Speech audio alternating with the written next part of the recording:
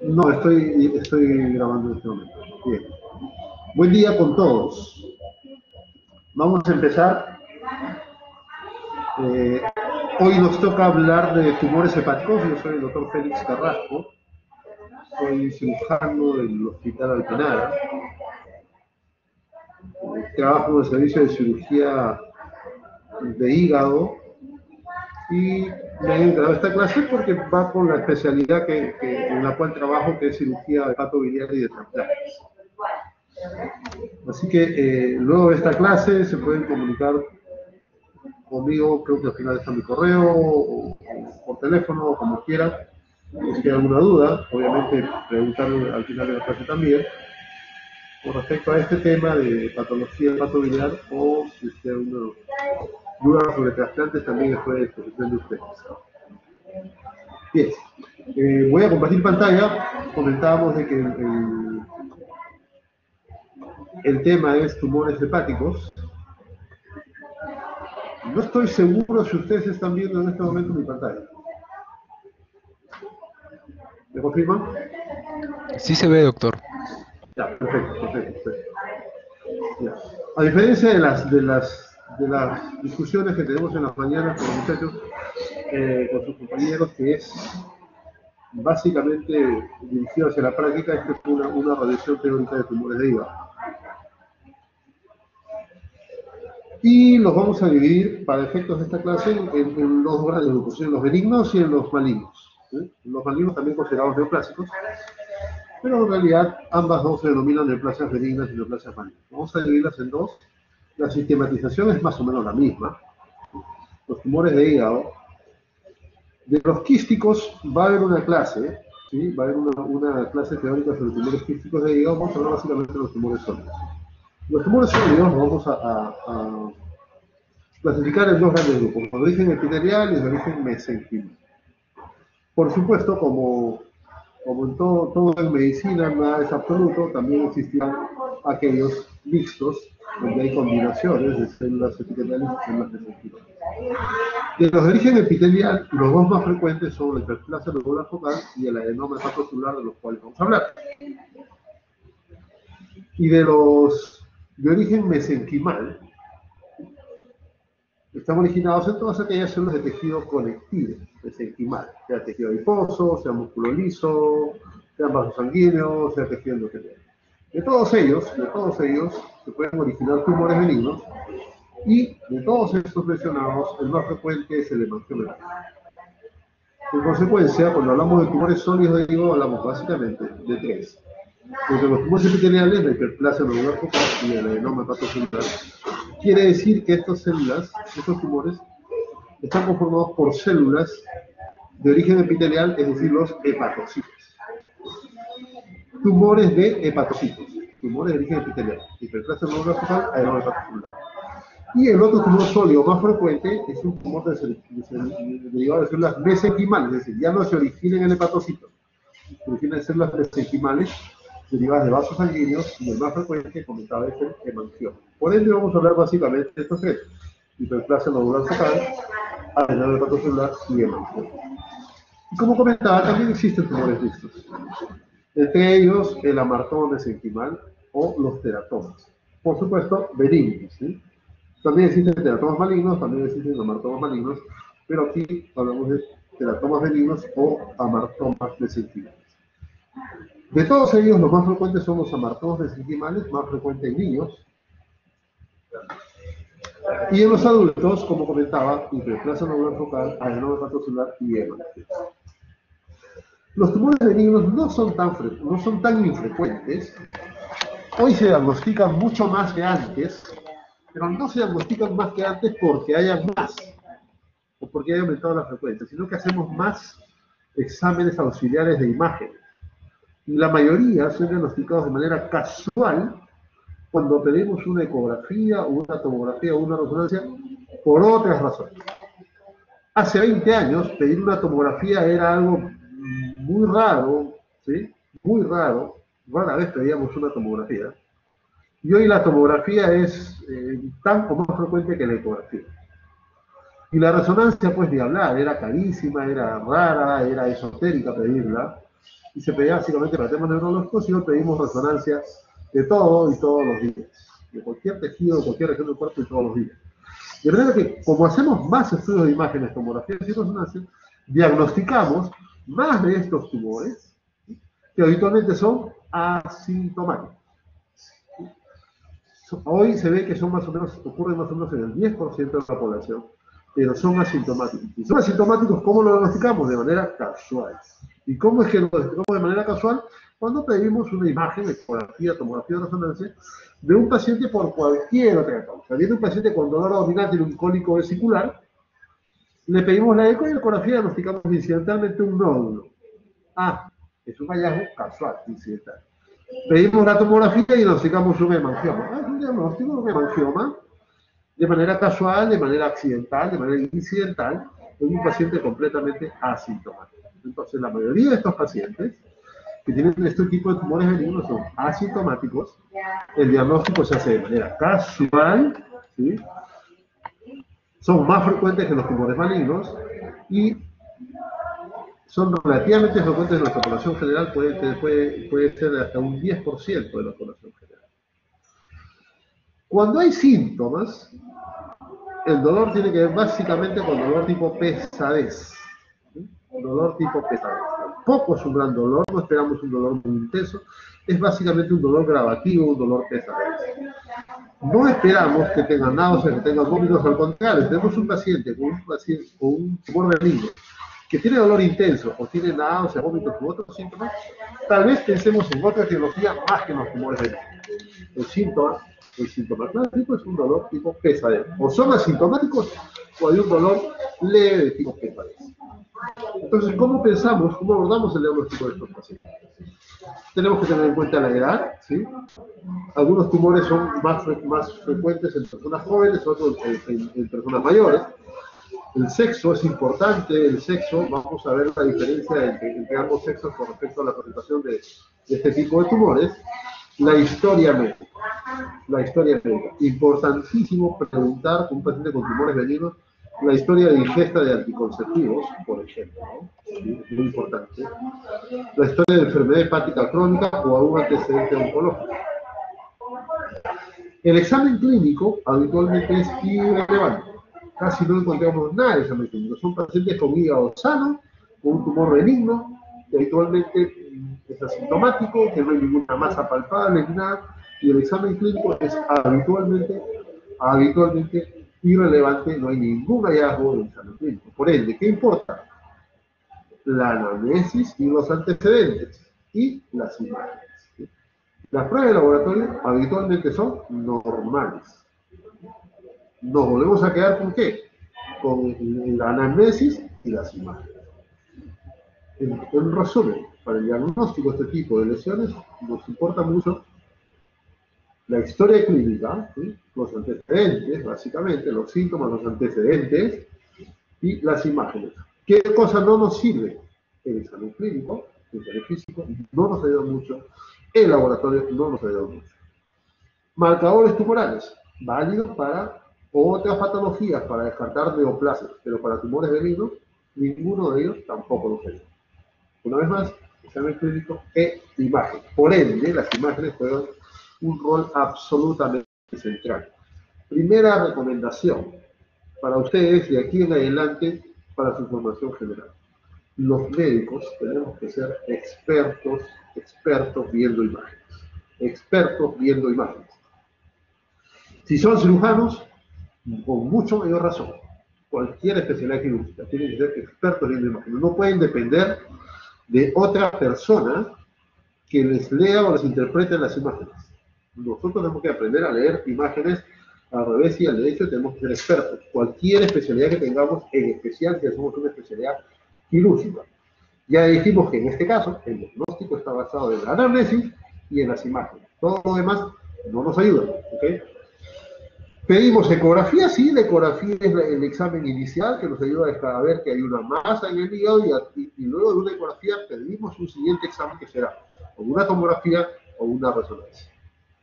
Entonces tenemos que ser expertos en ver e interpretar tomografías y resonancias. La ecografía la hace un ecografista Un tercero habitualmente no nos manda ninguna imagen, nos manda un informe escrito. No tenemos muchas imágenes, así que la ecografía es una referencia, está bien, una prueba inicial, una prueba de tamizaje, pero la imagen que nos va a ayudar a tomar decisiones será o una tomografía o una resonancia. Recuerden un segundo dato, un segundo concepto. Para las masas hepáticas, para el estudio de las masas hepáticas, los tumores hepáticos, siempre se pide o una tomografía o una resonancia trifásica. Trifásica. Si pedimos nosotros una tomografía contrastada, nos van a hacer en una sola fase. Y esa no nos ayuda cuando queremos estudiar masas hepáticas, tumores hepáticos. Volvemos al concepto inicial. ¿Qué nos sirve para el diagnóstico? La anamnesis y las imágenes.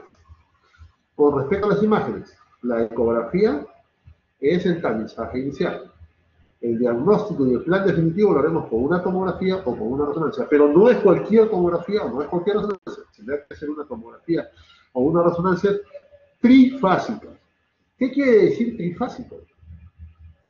Que se pone el contraste, le ponen el contraste endovenoso al paciente, ¿sí? Y muy tempranamente hacen una primera adquisición, una primera irradiación. Y cogen el contraste cuando está todavía en las arterias, fase arterial. Luego, unos segundos después, hacen una segunda adquisición con la misma sustancia de contraste que ya pusieron al comienzo. Hacen una segunda adquisición, una segunda irradiación, cuando el contraste ya está en la vena porta. Y unos segundos después, hacen una tercera adquisición cuando el contraste ya salió de la arteria, ya salió de la vena porta, y esa se llama una fase de equilibrio.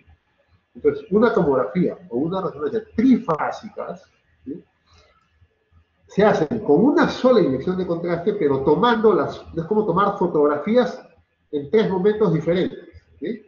Es como lanzar un balón al aire y hacer una tomografía de inicio, cuando parte, una tomografía cuando está en la cúspide y una tomografía cuando cae o cuando está cayendo, ¿sí? El balón ha sido lanzado una sola vez, pero tomamos fotografías en tres momentos diferentes. La tomografía trifásica consiste en poner contraste en una sola ocasión y tomar tomografías que se van a hacer adquisiciones al comienzo, cuando el contraste está en la arteria, eso es más o menos a los 20 segundos después de haber inyectado el contraste. A los 45, 60 segundos luego de haber inyectado el contraste, la fase portal, y luego a los 120 a 180 segundos, una fase tardía, una fase de equilibrio. Todo con la misma inyección de contraste. Entonces hacemos una tomografía trifásica. Esa tomografía trifásica es de vital importancia para poder diferenciar entre unos tumores u otros. Nos va a decir si es benigno, nos va a decir si es maligno, nos va a decir si es benigno, si es adenoma, si es hiperplasia nodular focal, si es hemangioma o es otra patología. La tomografía o la resonancia que pedimos debe ser trifásica. Si alguno de nosotros quiere estudiar un tumor y pide tomografía con contraste, se equivocó. No sirve, está perdiendo tiempo. Pierde tiempo el paciente, perdemos tiempo nosotros, gasta la institución. La tomografía contrastada, simple, no sirve. Es una tomografía contrastada, pero trifásica. De manera que tenemos que adquirir en fase arterial, en fase portal y en fase tardía o en fase de equilibrio. Solo así podemos clasificar bien con imágenes a estas lesiones. ¿Y por qué nos interesa clasificar bien con imágenes? Porque si hacemos una buena imagen, ya no vamos a necesitar una biopsia.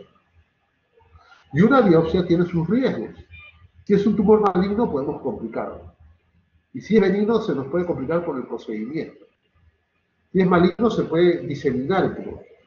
La idea es no llegar a la biopsia. Y para no llegar a la biopsia, tenemos que pedir una muy buena imagen. Y la muy buena imagen se llama tomografía trifásica o resonancia trifásica. Así que recuerden bien este concepto, ¿sí? El diagnóstico de los tumores de hígado se hace con el examen clínico y con imágenes, perdón, con la anamnesis y con imágenes. Y si vamos a ver una imagen, tiene que ser una buena imagen, que es una tomografía, una resonancia trifásica, ¿ok? Esta, por ejemplo, es una imagen, ¿sí?, en una fase arterial donde veo estos nódulos en el hígado. Estos nódulos en el hígado. Cuando le hago una fase portal, el nódulo puede desaparecer. Por ejemplo, vean ustedes acá. aquí ya está casi desapareciendo. Este comportamiento entre una gran captación en fase arterial y empezar a desaparecer en la fase portal o en la fase tardía, nos va a decir esta masa puede ser tal o cual cosa. Así que absolutamente importante. ¿Okay? La biopsia, como les comentaba, no debería realizarse o deberíamos apuntar a no realizarla. ¿Por qué? Bueno, porque tenemos tan buenas imágenes hoy en día, hemos crecido mucho en imágenes, que no debería ser necesario porque las imágenes nos dan muchísima información. Pero además, en algunas patologías, pues puede ser un riesgo hacer una biopsia. Por ejemplo, biopsiar un hemangioma. Un hemangioma es un tumor de vasos capilares.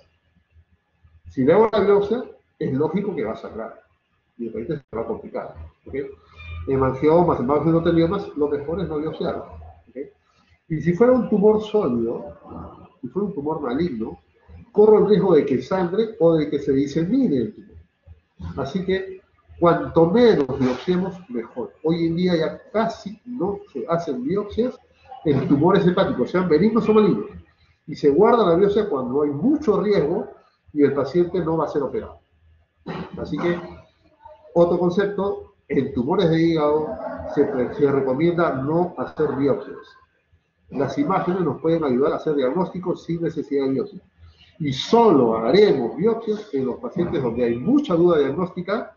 Tenemos que tomar una decisión de si se opera o no se opera. Pero si el paciente se va a operar, ya no lo biopsio. Porque ya cuando me opere voy a tener todo el tumor en la mano. Si no se va a operar y no sé cómo tratarlo, le tomo una biopsia para definir qué tipo de quimioterapia le doy, tal vez. Entonces la biopsia hoy en día tiene un rol muy, muy limitado. ¿Okay? Así que los estudios de imágenes no invasivos han crecido mucho y hacen que la indicación de biopsia de un tumor hepático hoy en día sea excepcional. Bien, dichos estos conceptos, vamos a ver cuáles son esos tres tumores más frecuentes en el hígado. El primero y más frecuente es el hemangioma. ¿Sí? Una incidencia variable que está alrededor del 5%, está entre el 0.5 y el 20%. Es el más frecuente de todos los tumores, el hemangioma. El segundo, la hiperplasia nodular focal, y el tercero, el adenoma. Vean ustedes que en los tres casos, lamentablemente, es más frecuente en damas. Es más frecuente en damas. La edad de presentación son edades medias, en personas adultas, entre 30 y 50 años. ¿Okay?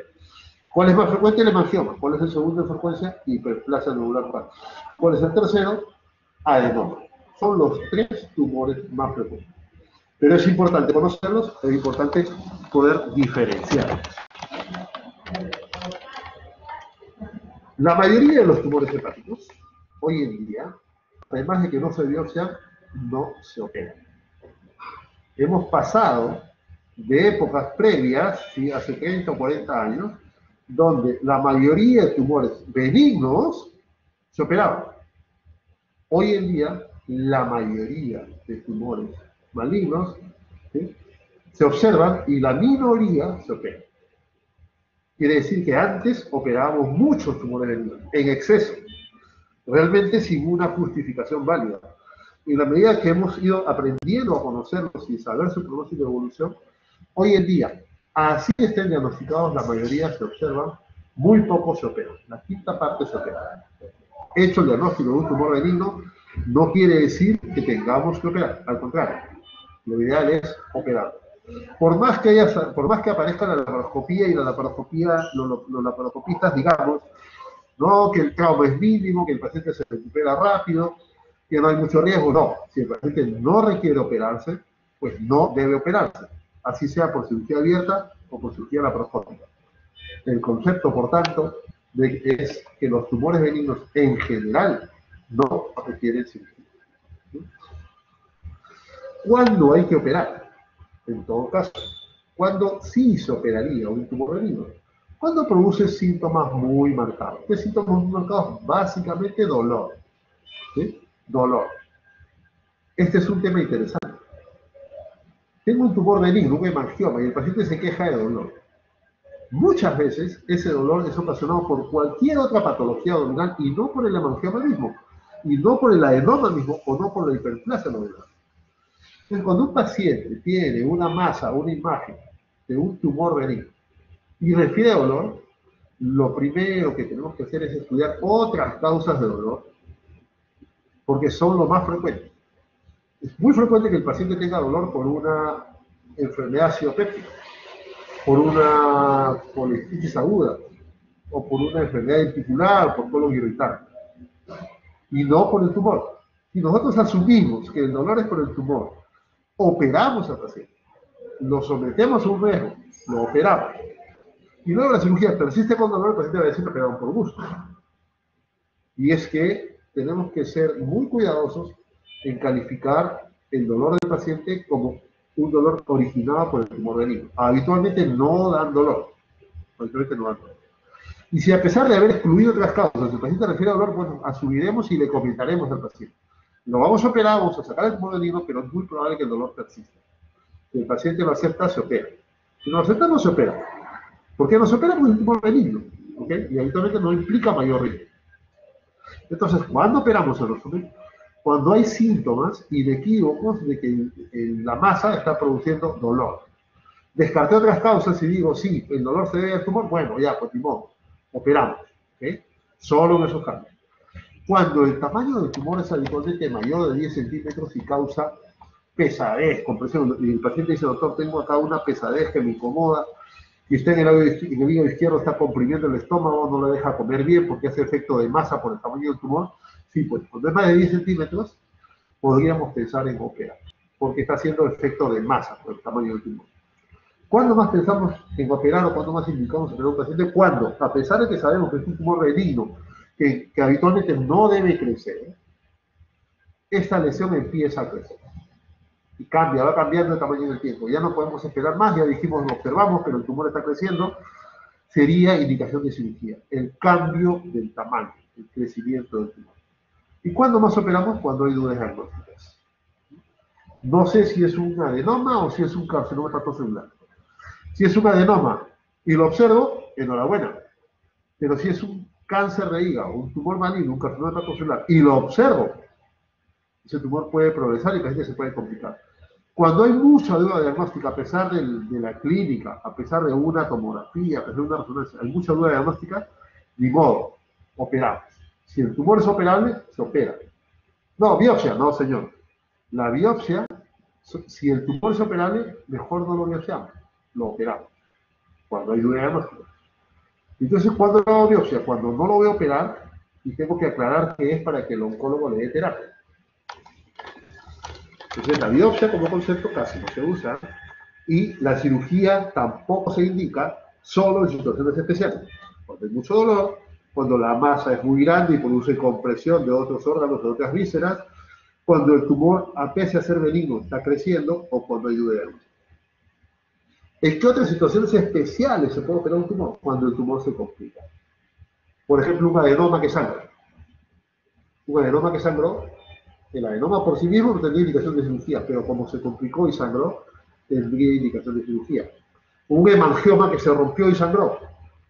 No entré a operar el hemangioma, pero el sangrado me obligó a operar. Entonces es una situación especial, una complicación que me obliga a operar esta parte. Solo bajo esas circunstancias está indicada la cirugía. El concepto global es que estos tumores no deberían operarse. A los pacientes les cuesta aceptar que no se deben operar, pero el trabajo nuestro es convencerlos de que son tumores benignos y que lo ideal es no operar. Por ejemplo, hemangiomas, decíamos que es el tumor más frecuente, ¿sí? Está compuesto por múltiples canales vasculares, ¿sí? Es un tumor de múltiples vasitos sanguíneos, múltiples canales vasculares, y tiene una capa única de células endoteliales, ¿sí? Y tiene un estroma fibroso. Tumor de origen mesenquimal, no epitelial, mesenquimal, aquí no hay hepatocitos, ¿sí? Está conformado por canales vasculares, por células endoteliales, con un estroma fibroso, ¿ok?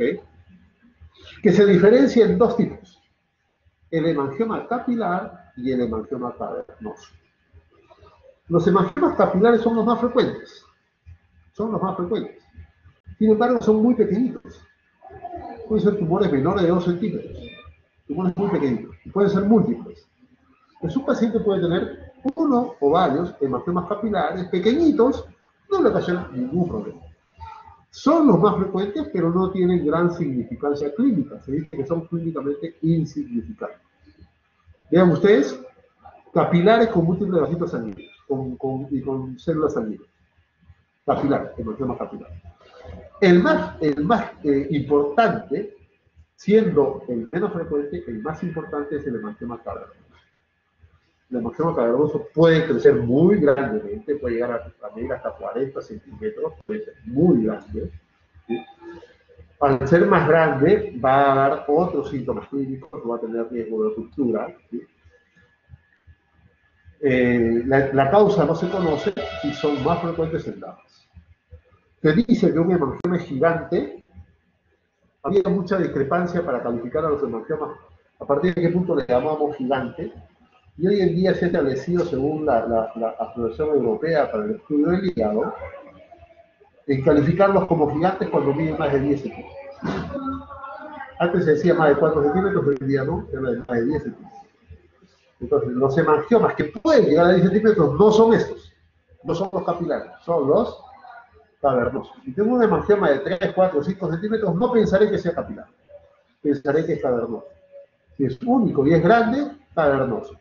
Y son pequeñitos y múltiples, capilares. Esto no representa nada clínicamente, no me preocupa para nada, es como tener varios lunares en el hígado, y este sí, porque este puede ser grande, puede crecer y puede romperse. ¿Y cuándo decimos que es gigante? Cuando mide más de 10 centímetros. ¿Okay?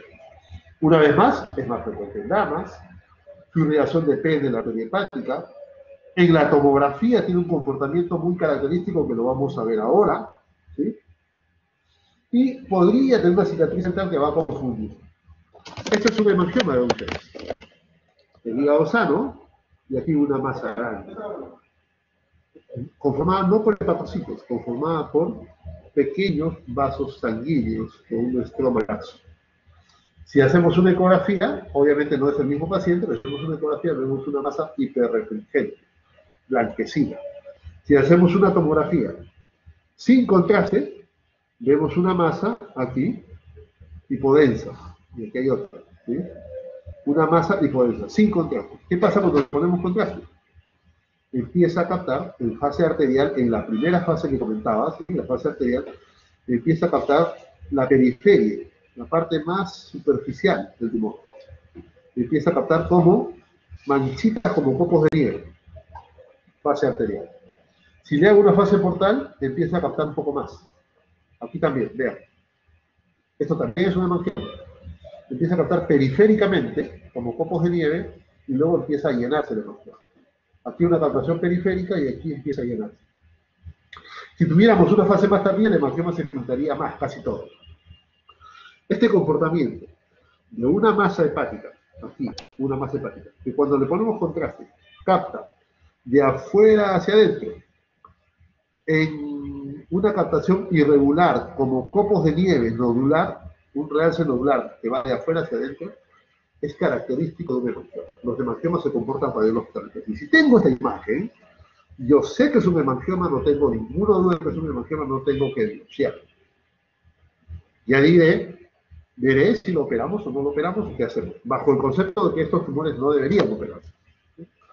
¿Qué pasa si hacemos una resonancia? El comportamiento es similar. Aquí está sin contraste, veo una lesión, ¿sí? Hipointensa, sin contraste. Le ponemos contraste en fase arterial, vean ustedes cómo empieza a captar. De afuera hacia adentro, un realce nodular como copos de nieve. En la fase portal, ya se va llenando más. ¿Sí? Primero la periferia, al final el medio, se va llenando más. Vean ustedes cómo progresó la captación de contraste. Y en la fase más tardía que faltó, se va llenando más. Entonces, en resumen, el hemangioma va captando periféricamente un realce nodular como copos de nieve, se va llenando en la fase portal y se va llenando más en la fase tardía. Cuanto más tardía la imagen, vamos a ver que el hemangioma se pintó todo. El comportamiento característico de un hemangioma. Aquí una vez más. Arterial, la periferia, portal, se va llenando más, y la tardía se va llenando más. Y si hacemos una más tardía, se va llenando más y más y más. Típico comportamiento de un hemangioma. ¿Okay? Este es un estudio interesante, ¿sí? Sobre la prevalencia de hemangiomas y el riesgo de ruptura. Siempre cuando pensamos en un hemangioma tenemos el concepto de que el hemangioma se puede romper. Nuestra principal preocupación es, oh, el hemangioma se puede romper, es un tumor vascular, y si se rompe sería una catástrofe. Y siempre estamos pensando en eso. ¿Ok? Este es un estudio que evalúa 1000 pacientes, 1067 pacientes, y los siguió en el tiempo para ver cuántos se rompen. ¿Cuál es el riesgo real de ruptura de un hemangioma? Que es una preocupación que todos tenemos. ¿Ok? 1067 pacientes se les siguieron en el tiempo a ver cuántos se rompen. De los 1067 pacientes, solo se rompieron 5 hemangioma. 5. ¿Cuál es el riesgo de ruptura? Menos del 0.5%, 0.47%. O sea, esa famosa preocupación de que un hemangioma se puede romper no es tanto como nosotros estamos estimando o pensando. No es tan grande el riesgo de ruptura. Menos del 0.5%. ¿Ok? Eso nos tranquiliza. No es que sea tan frecuente que se rompa. ¿Ok? Ahora, analizaron ellos, de estos 5 pacientes, ¿quiénes eran? ¿Cómo se portaban? Y vean ustedes, de los 5 pacientes, el riesgo de ruptura es mayor cuanto más tamaño tiene. Cuanto más tamaño tiene. ¿Ves? El riesgo de ruptura, cuando son mayores de 10 centímetros, puede llegar hasta el 7%. El riesgo de ruptura entre tumores entre 4 y 10 centímetros, alrededor del 2%. Riesgo de ruptura.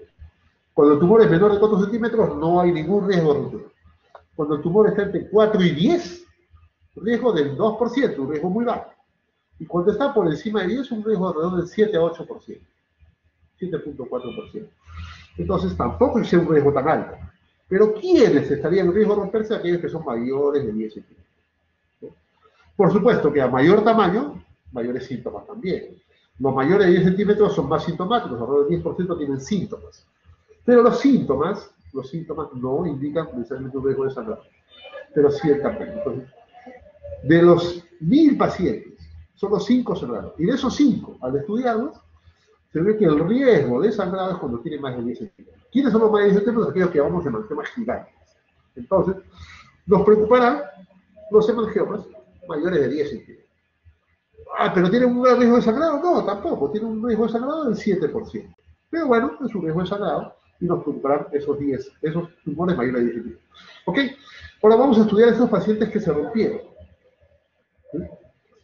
De los 5 pacientes que se rompieron, ¿sí?, 4 tenían localización periférica y 1 tenía localización central.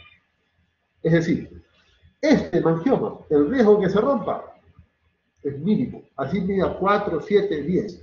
Si es central y intraparenquimal, el riesgo que se rompa es mínimo. Si es periférico, de los 5 que se rompieron, 4 eran periféricos. De los 5 que se rompieron, 4 eran periféricos. Un hemangioma periférico sí tendría más riesgo de sangrar que un hemangioma central. En conclusión, la tasa de ruptura es baja. ¿Y quiénes tienen riesgo de ruptura? Aquellos que tienen más de 10 centímetros de diámetro o tienen localización periférica.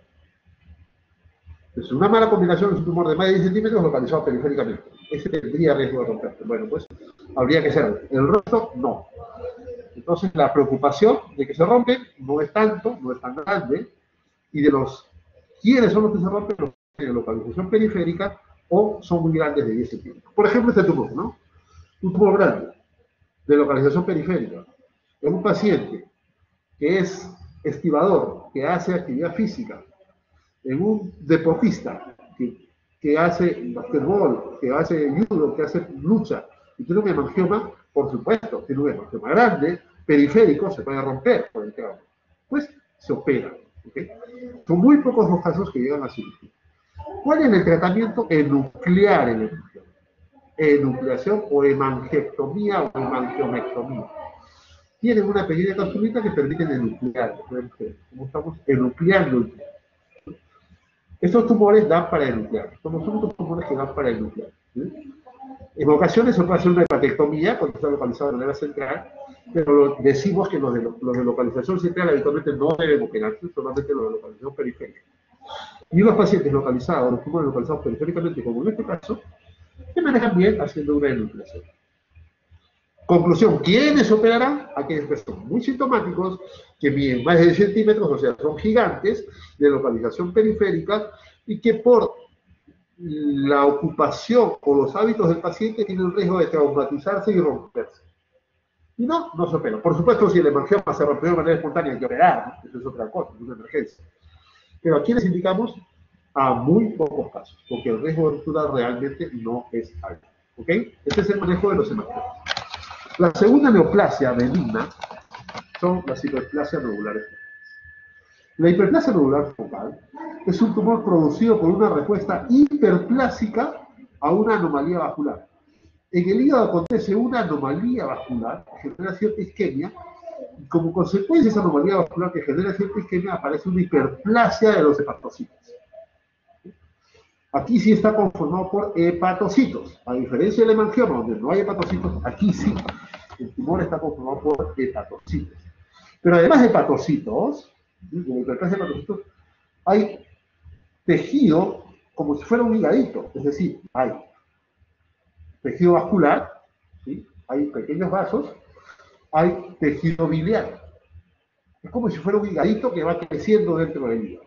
Una hiperplasia nodular, un nódulo hiperplásico, como consecuencia de una pequeña anomalía vascular localizada. Hiperplasia nodular focal focalizada. Vean ustedes, hay hepatocitos, hay células vasculares y hay epitelio biliar. Todos los elementos del hígado están contenidos en una hiperplasia nodular focal. O sea, es una hiperplasia, un higadito dentro del hígado. Eso es muy importante para estudiar.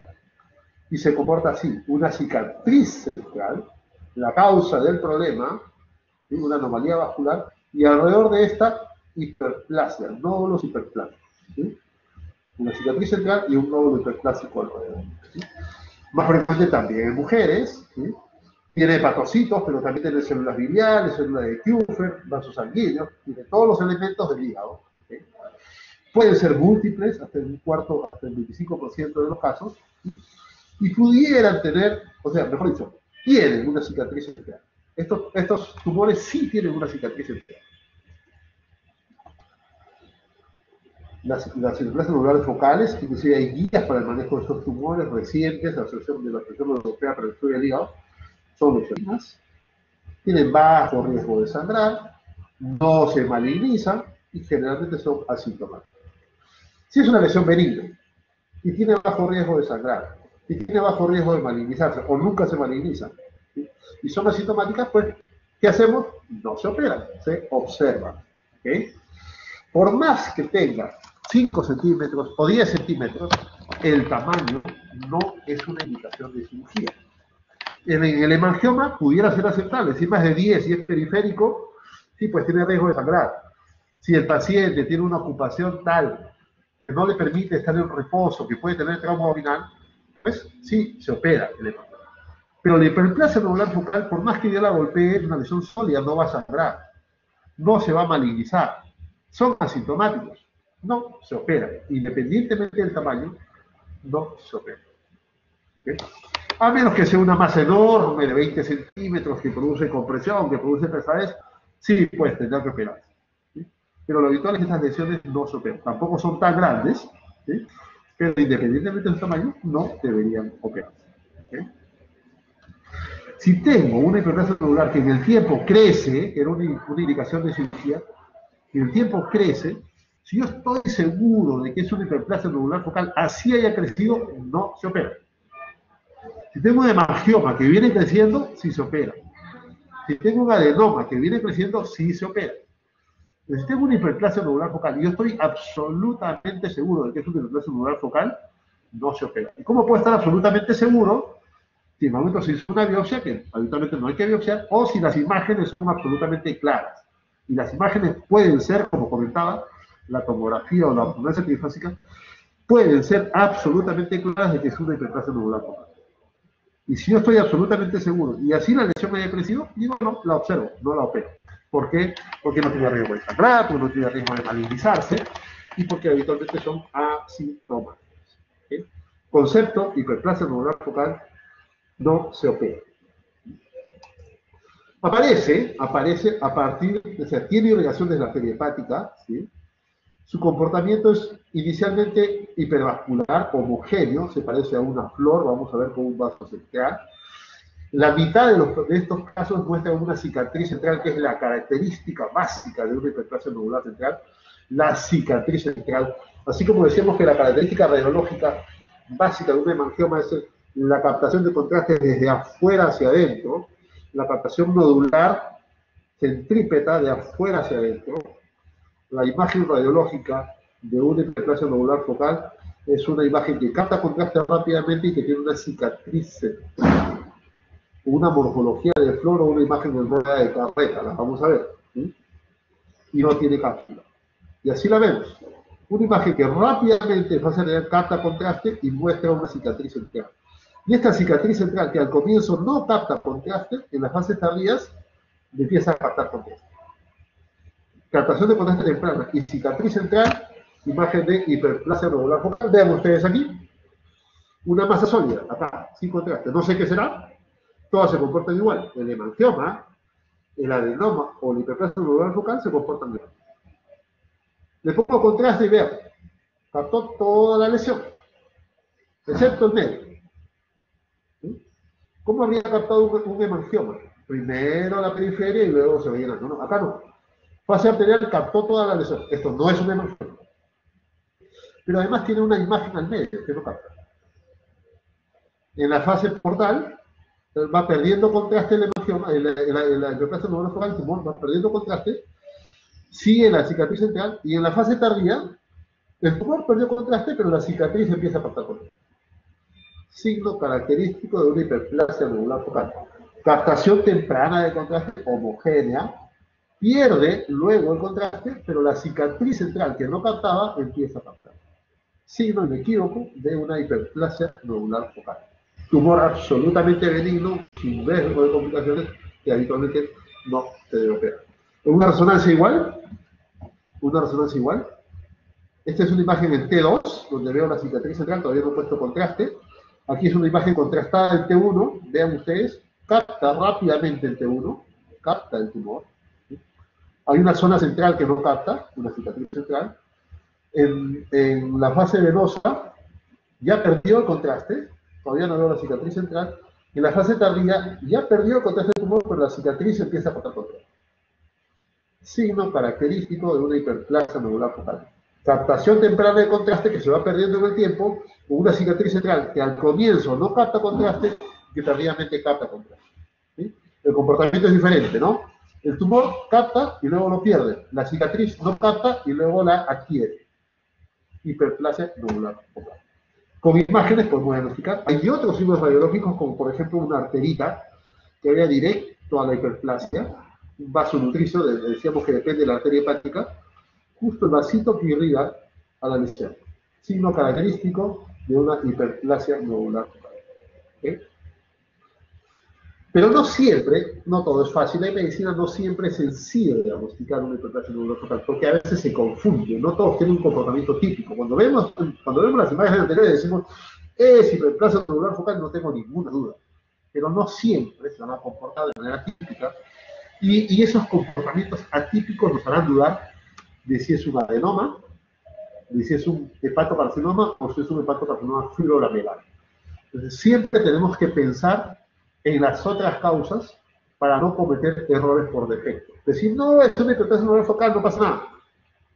Pero mira, este comportamiento no es típico. No pasa nada. No, señor. Si el comportamiento no es típico, tengo que pensar en las otras causas. Porque si es un tumor benigno, pero ¿qué pasa si no lo es? Estoy dejando pasar un tumor hepático maligno y el paciente se puede complicar. Entonces, solo estamos contentos, no estamos seguros cuando el comportamiento es típico. Si el comportamiento no es típico, ahí viene la duda. Y allí podremos decir si biopsiamos o no biopsiamos. Decíamos que una de las indicaciones para biopsiar es cuando hay mucha duda con imagen. Hago una tomografía, me quedan dudas. Hago una resonancia, me quedan dudas. Entonces, pero tengo que definir. No puedo quedarme con el diagnóstico benigno porque no es característico. ¿Tiene características de maligno? Podría ser que sí, podría ser que no. Cuando tengo dudas, planteo la biopsia. Si la lesión, como en este caso, porque vean esta lesión, que depende de esta parte del hígado, es resecable, no la biopsia. Opero, saco el tumor.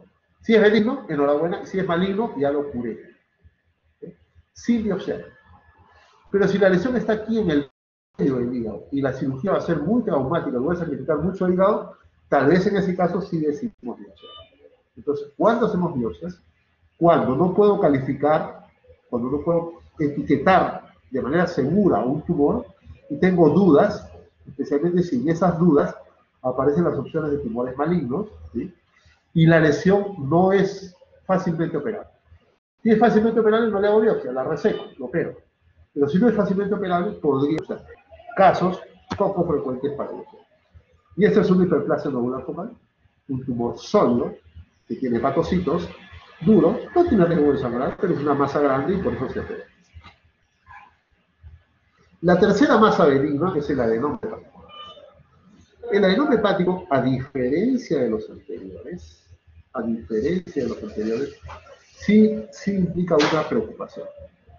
Si bien es cierto, es un tumor benigno, que se origina a partir de hepatocitos, y tiene además de hepatocitos células de Kupffer, a diferencia de la hiperplasia nodular focal, no hay vasos portales, no hay vasos arteriales, no hay conductos biliares, porque es básicamente una proliferación de hepatocitos.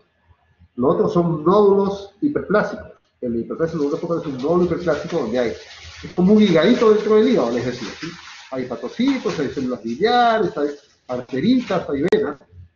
En el adenoma no. En el adenoma solo hay hepatocitos y células de Kupffer y nada más. Siendo un tumor benigno, más frecuente en damas, puede complicarse. Puede presentar sangrado o puede asociarse a carcinoma hepatocellular. Entonces, a diferencia de los otros dos, aquí sí nos preocupa que el tumor pueda sangrar siendo benigno, ¿sí? O pueda transformarse en un carcinoma hepatocelular, en una transformación maligna. Es más frecuente en damas. Este tumor sí está asociado a algunos factores ambientales, como el uso de anticonceptivos orales, el uso de anabolizantes, esteroides, o glucogenosis, enfermedades por supuesto de grasa en el hígado. Y hay factores del paciente, ¿sí?, que pueden asociarse a estos fármacos y cambiar el comportamiento biológico de estos fármacos. Entonces, el hemangioma habitualmente no se opera, no se complica, a menos que sea muy grande y periférico. Hiperplasia nodular focal habitualmente no se opera, porque no se complica, porque no sangra ni se transforma en cáncer. Los adenomas, sí, siendo benignos pueden sangrar o pueden transformarse en neoplasias. Pero además, es importante recordar que siendo frecuentes en mujeres se asocian al uso de anticonceptivos orales, esteroides, anabolizantes o enfermedades donde hay depósito de grasa en el hígado. Es muy importante recordar la clínica. Están asociados a anticonceptivos orales, a cambios hormonales como la obesidad, como el embarazo, al uso de hormonas anabolizantes, a desórdenes genéticos que implican cambios hormonales, o a glucogenosis que depositan grasa o glucógeno en el hígado. ¿Cómo se comporta radiológicamente un adenoma? Sin contraste, igual que los otros, con contraste capta en fase arterial y en fase portal empieza a perder. No hay cicatriz central, ¿sí? No tiene el comportamiento nodular periférico. Es una captación homogénea. Veamos acá. Un adenoma, sin contraste, igual que los otros, capta contraste y luego empieza a perder. Por aquí puede haber un poquito de captación periférica. ¿Sí? Un poquito de captación periférica. ¿Ven esta zona? ¿Ven esta zona? Eso se llama el signo del atolón. Ya lo veremos después. ¿Sí? El adenoma no tiene cicatriz central, no tiene la captación nodular centrípeta, no. Esta es una captación homogénea que luego se va perdiendo. ¿Por qué es importante, hablar un poquito más de los adenomas que de los otros tumores? Porque los adenomas están asociados, la mayoría de ellos, a trastornos, a mutaciones genéticas. Y esas mutaciones genéticas las podemos agrupar en 4 tipos, en 4 grupos. Actualmente se establece inclusive hasta 5 grupos. Para no complicarnos, vamos a hablar de 4 grupos. Un grupo 1, ¿sí? Y aquí está, el grupo 1 asociado a la mutación del factor nuclear de los hepatocitos. ¿sí? Un grupo 2, asociados a la mutación del gen de la beta-catenina. Un grupo 3, que tiene rasgos inflamatorios, y un grupo 4 en específico. Entonces es importante intentar clasificar, cuando tenemos un adenoma, en qué grupo estamos, porque el comportamiento va a ser diferente y el tratamiento va a ser diferente. De ellos, permítame retomar, me salté mucho.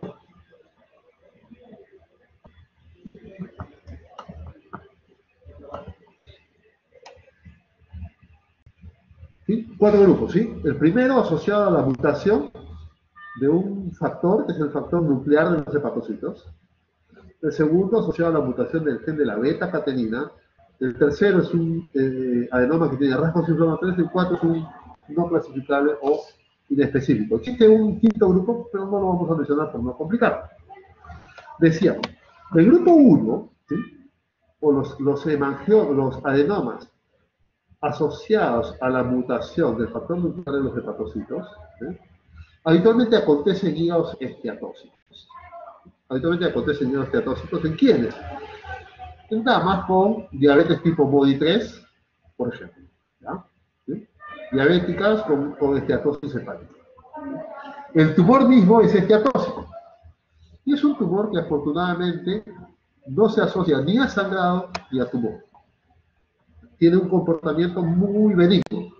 Si yo diagnostico este tumor, me quedo tranquilo, porque tiene un comportamiento muy benigno. En cambio, los del grupo 2, asociados a la mutación del gen de la beta-catenina, acontecen más en varones, que asocian al uso de hormonas masculinas, y tienen alto riesgo de desarrollar tumores de transformación neoplástica. Pero si yo tengo un adenoma asociado a la mutación del gen de la beta-catenina, me preocupo porque tiene alto riesgo de desarrollar neoplasia. Pero ¿cómo sé que se asoció un tumor al gen de la beta-catenina si usted me ha dicho, doctor, que el diagnóstico es solamente con la clínica y con imágenes? Pues, si este adenoma acontece en un varón, lo más probable es que tenga asociación al gen de la beta-catenina y tenga un riesgo de neoplasia. Estos tumores, esta asociación de la mutación del gen de la beta-catenina ocurre básicamente en varones. Un adenoma en un varón, riesgo de neoplasia, debe operarse. Y hay un tercer grupo, que son los más frecuentes de todos, que tienen rasgos inflamatorios. 40-50% de todos los adenomas son del grupo 3 que tienen rasgos inflamatorios. El 30-35% del grupo 1, que tiene un comportamiento benigno, ¿sí? Esteatóxico, y solamente el 10% por suerte, ¿sí? Se asocian a la mutación del gen de la beta-catenina en varones y riesgo de neoplasia. De estos pacientes con rasgos inflamatorios del grupo 3, sí, existen hasta dos grupos, unos que se asocian a riesgo de sangrado, y unos que se pueden asociar a la mutación del gen de la beta-catenina. Siendo damas, siendo mujeres, ¿sí? pueden ser damas con sobrepeso, y puede haber mutación del gen de la beta-catenina. Siendo inflamatorio, puede haber mutación del gen. Y al haber mutación del gen, hay riesgo de cáncer. Entonces, los de rasgos inflamatorios pueden asociarse a riesgo de sangrado o a riesgo de neoplasia. Por ende, hay que tener cuidado con estos tumores. Hay que tratar rápidamente estos tumores y estos de acá los podemos observar. Estos de acá son no clasificables porque no reúnen ninguna de estas características. Cuando los resumimos son así. Los más frecuentes, los de características inflamatorias. ¿Sí? Los de características inflamatorias. Pero puede tener riesgo de sangrado o algunos riesgos de neoplasia. Los segundos en frecuencia, los asociados a la mutación, ¿sí? del factor nuclear hepatocitario. ¿Sí? Son menos frecuentes, son más esteatóxicos y no ocasionan mayor problema, me quedo tranquilo. Los terceros en frecuencia son los asociados a la mutación de la beta-catenina que acontecen en varones, y si diagnostico un adenoma en un varón, tengo que actuar de inmediato. Y el otro grupo son los no clasificados. Entonces, ¿qué me interesa? Si es un adenoma en un varón, sospecho malignidad, tengo que actuar rápido. Si es un adenoma mayor de 5 centímetros, ¿sí? Al mayor tamaño puede haber mayor riesgo de sangrado y mayor malignidad. Entonces, en los adenomas, el tamaño puede ser relevante. Si es un adenoma asociado a la mutación del factor nuclear de reposición, que se llaman adenomas F, tiene bajo riesgo. Si es un adenoma inflamatorio, tiene riesgo de sangrado. Y si es un adenoma asociado a la mutación de la beta-catenina, tiene riesgo de malignidad. Vean ustedes. Este es un adenoma con grasa. Es el adenoma de bajo riesgo de sangrado, el adenoma asociado a la mutación del factor nuclear hepatocellular. Se caracteriza por tener grasa, no pasa nada. Pero puede transformarse en neoplasia, los asociados a la beta-catenina. O los inflamatorios pueden dar sangrado. Entonces, el comportamiento va a ser diferente y por ende nos interesa predecir este comportamiento con ciertas características de la evolución. Vean, por ejemplo, esta es una secuencia de resonancia que nos muestra una secuencia que se llama fase y fuera de fase. Fase y fuera de fase. Cuando uno pone el tumor en fase, la grasa se confunde con el resto del hígado. Cuando uno lo pone fuera de fase, ¿sí? Al haber grasa, suprimo la grasa y el tumor se realza mucho más. Quiere decir que aquí hay grasa. Esto me muestra la supresión de la grasa. Cuando le suprimo la grasa, cambia la característica y esto me dice que es un tumor que tiene gran cantidad de grasa. Y si tiene gran cantidad de grasa, generalmente es un tumor asociado a la mutación del factor nuclear hepatocitario, un tumor con bajo riesgo, ¿sí? Me quedo tranquilo. No va a sangrar, no se va a transformar en neoplasia. Si tengo este tumor que tiene características de grasa intratumoral, lo puedo evidenciar con una resonancia, lo tengo que biopsiar, de grasa intratumoral, me quedo tranquilo. ¿Sí? Un tumor con infiltración grasa. Adenoma, graso, me quedo tranquilo. Comportamiento graso. Pero si tengo este adenoma, que empieza a captar, pierde contraste, pero empieza a captar periféricamente, vean ustedes cómo va captando periféricamente, se llama el signo del atolón. Cuando tengo radiológicamente el signo del atolón, es un adenoma inflamatorio. Acá se ve mejor, vean ustedes, ¿sí? Cómo se capta periféricamente el signo del atolón. Cuando tengo un adenoma con el signo del atolón, con captación periférica, no es graso, como este, hay células inflamatorias difusas. Este adenoma tiene riesgo de sangrar. Entonces, ya me preocupo. Si tiene riesgo de sangrar y es grande, pues me voy a preocupar. Entonces, las imágenes me permiten, la clínica de las imágenes me permiten predecir el comportamiento del tumor. Si es varón, me preocupo. Asociado a la mutación de la beta-catenina, se puede volver neoplasia. ¿Okay? Si tiene componente graso, no me preocupo, me quedo tranquilo, es un tumor asociado a la mutación del factor nuclear hepatocitario, graso, no se transforma en neoplasia, no sangra. Pero si es inflamatorio, sí me preocupo también porque es graso. No me preocupo tanto como un varón, pero me preocupo porque puede sangrar. Y así se comporta un tumor. Vean ustedes, puede sangrar. Esta es una tomografía de un tumor que sangró, de un adenoma que sangró. Cuando operamos, tumor grande, vean ustedes los focos de sangrado. En la biopsia, vean ustedes las zonas de gran sangrado. ¿Qué tumor será? ¿Qué adenoma será? Un adenoma del tipo inflamatorio. Riesgo de sangrado. ¿Okay? Sin embargo, hay que tomar en consideración, y lo decíamos al comienzo, que los adenomas se asocian al uso o a cambios hormonales. Al uso de hormonas o a cambios hormonales. Entonces, si yo tengo una paciente que está tomando anticonceptivos orales, pues lo primero que le pido es que suspenda los anticonceptivos orales. ¿Sí? Que los suspenda. Obviamente, si es un varón, no le pido nada, se opera. Pero si es una dama, le pido que suspenda los anticonceptivos orales. Sea un adenoma de tipo inflamatorio, sea un adenoma graso, le pido que suspenda. Y vean ustedes cómo se puede comportar un tumor. Un adenoma te va a suspender los anticonceptivos orales. Baja de tamaño y puede inclusive hasta desaparecer. Solo suspendiendo los anticonceptivos orales. La regresión de un adenoma sí se puede conseguir solo cambiando los hábitos del paciente. De pronto es una dama obesa, con gran depósito de grasa y con cambios. La obesidad genera finalmente cambios hormonales. Si le pido que baje de peso y logra bajar de peso, los adenomas pueden regresionar de manera espontánea. Si toma anticonceptivos, sus anticonceptivos pueden regresionar de manera espontánea y no operarse, y bajar su riesgo de sangrado o bajar su riesgo de malignidad. En un varón no, en un varón se opera. Los pacientes con un tumor, un adenoma en varones, se hace el diagnóstico histológico e inclusive se manda para estudios multicéntricos internacionales porque hay que estudiar bien estos adenomas en varones. En conclusión, así se manejan los adenomas para hacerlo de manera más práctica. Diagnostico un adenoma en un varón, se opera. ¿Ok? Diagnostico un adenoma en una dama, voy a ver, lo primero que voy a pedir es que suspenda los anticonceptivos orales. Si tras suspender los anticonceptivos orales, el tumor es menor de 5 centímetros, me quedo tranquilo. ¿Sí? Si es menor de 5 centímetros, tras haberlo suspendido, me quedo tranquilo. Solamente los observamos. Menor de 5 centímetros, sea inflamatorio, o sea graso, asociado a la mutación del factor nuclear parasitario, me quedo tranquilo, no tiene ni riesgo de sangrar ni de malinizar, los observo. Pero si a pesar de suspender los anticonceptivos, el tumor sigue siendo mayor de 5 centímetros, ahí tengo que actuar. Si el tumor es mayor de 5 centímetros, hola, ¿cómo estás? Y es periférico, sí, podría operar, ¿no? No tiene riesgo de sangrar ni es periférico y es accesible. Podríamos operar. ¿Okay? Pero si el tumor es central, donde ya no es tan sencilla la cirugía, ahí le hago una resonancia. Si en la resonancia tiene grasa, si no tiene grasa, me preocupa.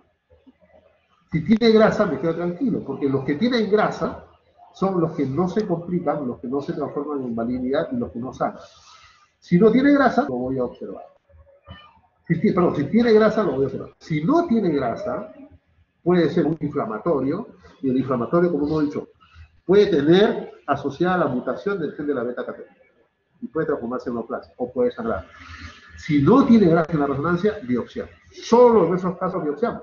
Es decir, diagnóstico de adenoma en damas, suspende los anticonceptivos, veo el comportamiento, sigue siendo mayor de 5 centímetros, tiene comportamiento central, tiene grasa, recién en esos casos biopsiamos.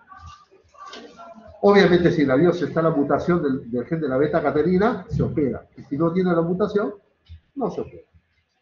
Este es el algoritmo de manejo de los adenomas hepatocelulares y por eso son más complejos que los primeros que hemos visto, pero es importante con nuestra clínica, con nuestros antecedentes, con el sexo del paciente y con la imagen, tomografía o resonancia, que nos permita diferenciar si es un adenoma graso o un adenoma inflamatorio para definir la terapia. Este es el resumen del manejo de los adenomas.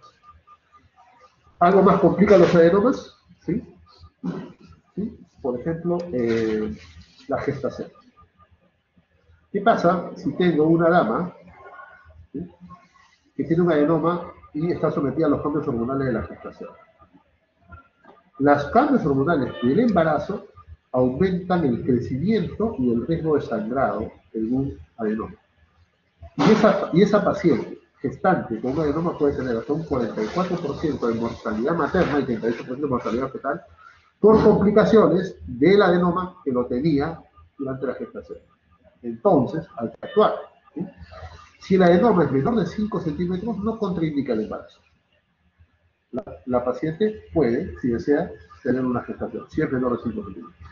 ¿Okay? Pero si es mayor de 5 centímetros, o ese adenoma tuvo una complicación previa como un sangrado, lo mejor es operar antes del embarazo. ¿Okay? En la gestación, el adenoma puede crecer y sangrar, con repercusión materna y fetal. Si es menor de 5, lo ideal es operar antes. Perdón, si es menor de 5, lo ideal es no operar.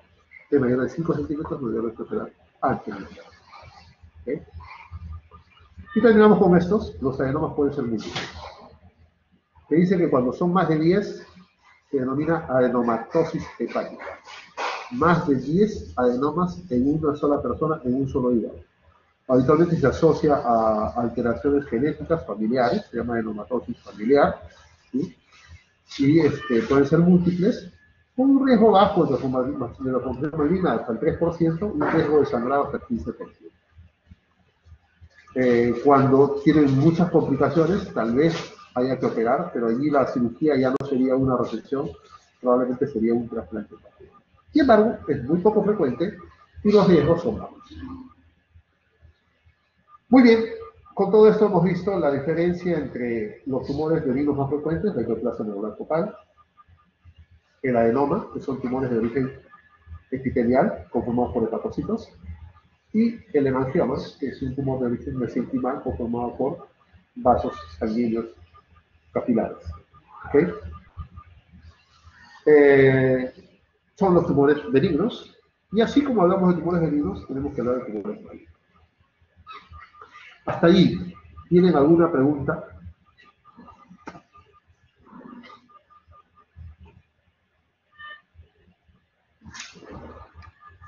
Sí, doctor. Buenas tardes. Sí, hola. Buenas tardes, doctor. Con respecto a la clasificación que hizo, bueno, no la clasificación, sino el procedimiento que se tiene que hacer, cuando mencionó a la dama que se le tiene que suspender lo que serían los anticonceptivos, ¿se tendría que hacer alguna disquisición si es que toma el anticonceptivo vía oral o si es por, no, vía muscular, como colocan algunas, ¿no? Con jeringa, o con respecto a justamente a ver si es que el adenoma disminuye o no de tamaño, y también cuánto tiempo se tiene que esperar para que ocurra esa disminución de tamaño, si es que ocurre, claro. 6 meses. 6 meses. Uno suspende los anticonceptivos y espera 6 meses. Perfecto. Obviamente yo suspendo el anticonceptivo a un paciente que está estable, ¿no? Entonces, esperamos 6 meses. Si en 6 meses el tumor está por debajo de 5 centímetros, me quedo tranquilo. Me quedo tranquilo, como está acá, como está en el algoritmo. ¿Ok? Suspendo y observo y espero 6 meses. Si el tumor, como comentamos, puede regresiona, y era más de 5 y se hace menos de 5, perfecto, me quedo tranquilo, observo. Es un tumor que no se va a complicar.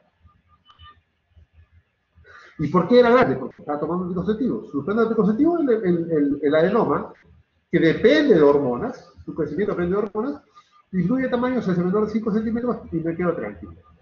Si tras 6 meses de haber suspendido el tumor sigue siendo mayor de 5 centímetros, ahí sí, digo, si es periférico y es mayor de 5, si es grandecito, va a tener riesgo de sangrar, mejor no pegas. Si es periférico, la cirugía no es muy traumática.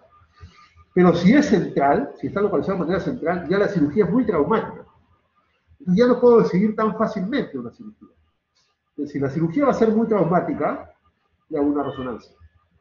Si la resonancia me muestra que tiene grasa, me quedo tranquilo, porque es un tumor que no se va a complicar. Pero si no tiene grasa, será un adenoma de tipo inflamatorio. Y el adenoma inflamatorio, si tiene la mutación de la beta-catenina, se puede transformar en neoplasia, así que es mejor operar. O sea, ¿quiénes pueden tener la mutación? Los varones y los de tipo inflamatorio. Los varones y las damas con adenomas de tipo inflamatorio. Entonces, cuando no hay grasa, ahí sí se recomienda divorciar. A tu pregunta, suspendemos el divorcio por 6 meses. Gracias, doctor.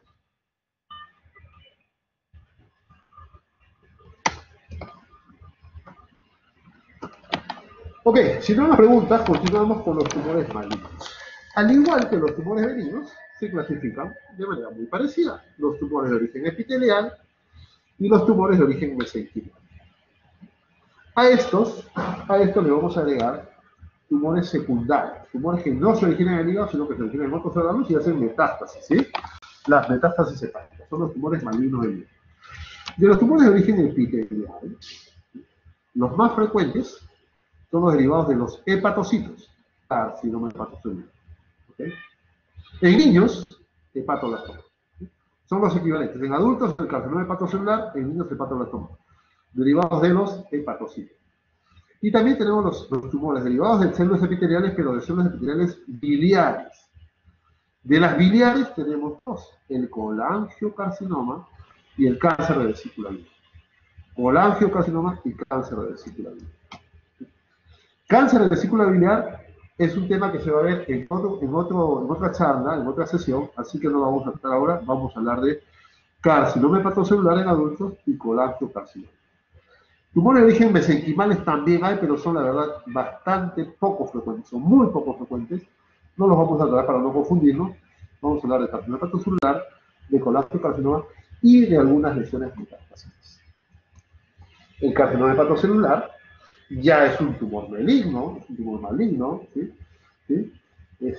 Acontece habitualmente en hígados enfermos, no necesariamente, pero acontece en hígados enfermos, y tiene un comportamiento agresivo e invasivo. Vean ustedes en esta imagen cómo el tumor, además de dar algunos nódulos satélites, empieza a infiltrar las estructuras adyacentes, como este vasito portal, como este gran vaso portal, empieza a invadir las estructuras adyacentes. Ese es el comportamiento de un tumor maligno, ¿no?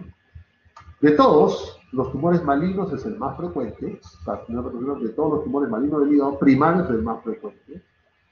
Acontece más en varones y se asocia a factores de riesgo. Habitualmente no acontece solo, por de la nada.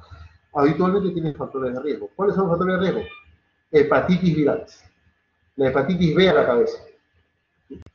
Puedo tener un paciente con hepatitis B con cirrosis o sin cirrosis y puede desarrollar neoplasia. La hepatitis C primero va a la cirrosis y luego va al tumor. La hepatitis B primero puede dar tumor y luego dar cirrosis. Es decir, puedo tener cáncer de hígado, carcinoma hepatocelular en pacientes con virus B sin cirrosis. A diferencia de la hepatitis C, donde el cáncer de hígado se desarrolla luego de haberse desarrollado la cirrosis. ¿Sí? En la hepatitis C la historia natural es infección, hepatitis crónica, cirrosis, tumor. En la hepatitis B la historia natural puede ser infección, hepatitis crónica, tumor y luego cirrosis. Solo que si un paciente es de tumor, ya se muere por el tumor, ya no va a tener tiempo de desarrollar cirrosis. Pero puede hacer tumor antes de desarrollar cirrosis en la hepatitis B, en la hepatitis C, primero es la cirrosis, luego es el tumor. Pero siempre hay un factor, ¿sí? La hepatitis crónica, B o C. El NASH, la esteatohepatitis no alcohólica o síndrome metabólico, otra causa frecuente, ¿sí? Otra causa frecuente de otro factor de riesgo de carcinoma hepatocelular, la hemocromatosis o las hepatopatías alcohólicas. El carcinoma hepatocelular habitualmente acontece en un hígado con ciertos factores de riesgo, en un hígado enfermo crónicamente, por hepatitis viral, por alcohol, por hemocromatosis, por síndrome metabólico o esteatohepatitis no alcohólica. Generalmente hay un factor predisponente. ¿Sí? Pueden ser solitarios, pueden ser difusos o pueden ser multifocales. ¿Cómo se comporta? Hemos visto cómo se comportan los tumores benignos. Vamos a ver cómo se comporta el carcinoma hepatocelular y cómo lo podemos diferenciar de los tumores benignos. En fase arterial, una gran captación en fase arterial. En fase venosa se lava, pierde el contraste. Y en fase tardía adquiere una cápsula. Vamos a verla acá. Este es un gran tumor. En fase arterial, vean, capta contraste. En la fase venosa empezó a perder el contraste y acá perdió más. Acá no se ve todo bien la pseudocápsula por la foto, pero empieza a verse una cápsula alrededor. Veamos este tumor. Gran captación de manera heterogénea. Veíamos cómo captaba el adenoma de manera muy homogénea, cómo captaba la hiperplasia nodular focal de manera muy homogénea. Acá no. Capta de manera heterogénea, pero en fase arterial, capta mucho contraste en fase arterial. Va perdiendo ese contraste que captó en la fase portal, la pierde en la fase tardía, pero vean ustedes acá cómo se forma una aparentemente cápsula, que no es una cápsula realmente propiamente dicha, se llama pseudocápsula. La captación rápida de contraste en fase arterial, de manera heterogénea, que se pierde en la fase portal y luego se asocia a una presencia de una pseudocápsula, es característico de un carcinoma hepatocelular. Diferente al adenoma, diferente a la hiperplasia nodular focal, diferente al hemocromatosis. Existe una variante que acontece en pacientes que no tienen cirrosis. La mayoría acontece en cirrosis, con hepatopatías crónicas. Esta variante llamada fibrolamelar acontece en pacientes que no tienen cirrosis. Son en teoría tumores menos agresivos, pero son muy grandes, muy voluminosos. Como son menos agresivos, crecen lento en pacientes que no tienen una gran enfermedad hepática, y cuando uno los detecta ya son lesiones enormes, bastante grandes. ¿Cómo está?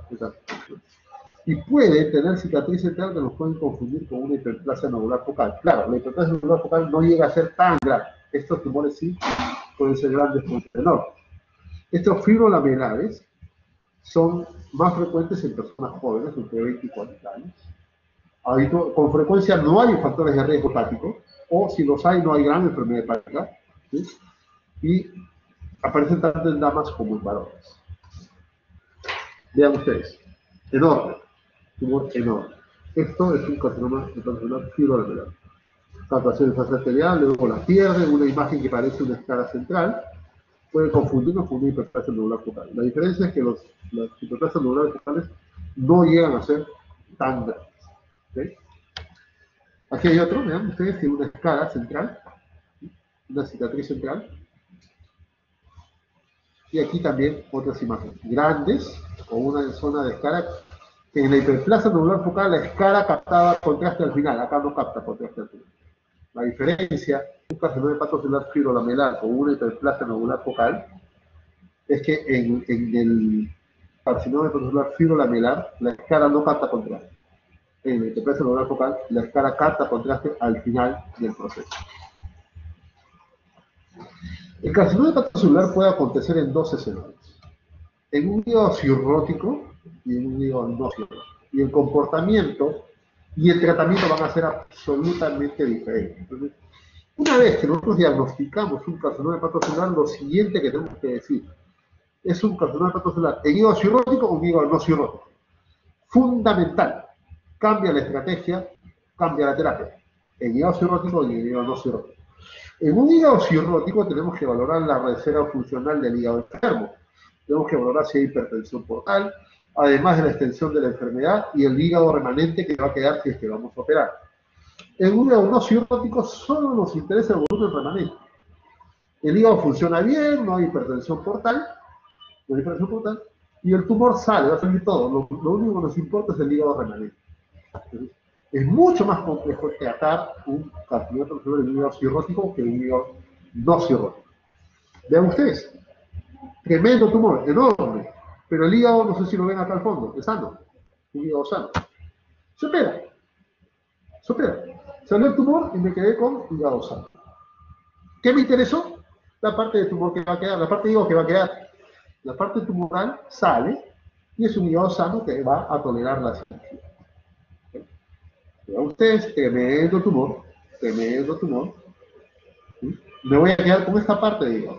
Esto no es hígado funcionante, solo me voy a quedar con esta parte de hígado. Pues opero sin ningún problema. Solo me interesa la parte de hígado que va a quedar. Entonces el volumen hepático, yo voy a operar ahí, aparentemente es un 18% lo que me va a quedar, aparentemente. Pero en realidad, esto de acá no es volumen hepático, esto es tumor, esto no es hígado funcionante. ¿Sí?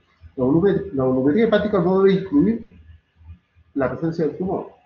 La volumetría hepática es solamente esto, hígado funcional. ¿Qué voy a sacrificar de hígado funcional en una cirugía? Solamente esto. Era el 18%, esto de todo esto no, tengo más del 70%, más del 80%. Entonces, en hígado sano, solo me interesa la parte de hígado que va a quedar. Puedo hacer la cirugía. Si me va a quedar muy poquito hígado, puedo hacer algunas estrategias quirúrgicas para que este hígadito pequeñito que me va a quedar pueda crecer. Usar alguna estrategia quirúrgica. Puedo planificar mi cirugía para hacer la mejor cirugía posible, inclusive usando técnicas innovadoras. Saco el tumor y me queda hígado sano. ¿Sí? Carcinoma hepatocelular en hígado no cirrótico. Vean esta masa, ¿cuánto pesa? 4 kilos. Enorme. Pesa 4 kilos.